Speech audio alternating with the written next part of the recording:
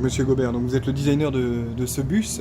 Alors c'est assez rare de voir un bus avec des sièges en cuir et des finitions bois. On a l'impression que c'est du bois, c'est peut-être pas du bois. Oui, alors effectivement, c'est pas du vrai bois. En l'occurrence, pour l'entretien, ça n'est pas possible.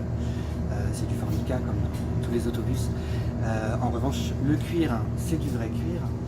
Et ça permet aussi d'avoir une matière qui va se patiner. D'accord. Ce cuir va peut-être s'user un peu, mais il va rester bon. C'est ça aussi qui est spécial. Ça sent bon. Quand on monte dans ce bus, on sent le cuir aussi. Les panneaux sur les côtés sont aussi très spécifiques. En fait, vous avez une finition coton D'accord. qui n'est pas du tout incompatible avec l'entretien très rude que ce type de matériel nécessite. Donc ça, c'est une chose très nouvelle de pouvoir habiller les côtés avec ça. D'accord.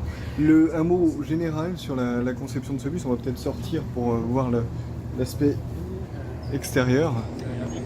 Alors, ce qu'on souhaitait faire, c'était d'avoir un mobilier urbain, finalement, qui n'abîme pas le paysage et qui porte la modernité qu'il contient vraiment.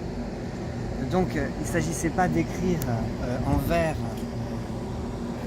zéro carbone, il s'agissait de faire en sorte que ça se voit, que ça soit évident. Et aussi que ça s'intègre dans tout le paysage.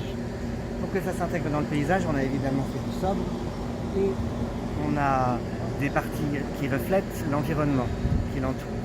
Au fond, ce bus, on voulait qu'il soit évidemment respectueux de l'environnement visuel. Au fond, c'est ça. Au fond, c'est ça. Il était respectueux de l'environnement et pour que ça se voie, il fallait qu'il soit respectueux de l'environnement visuel.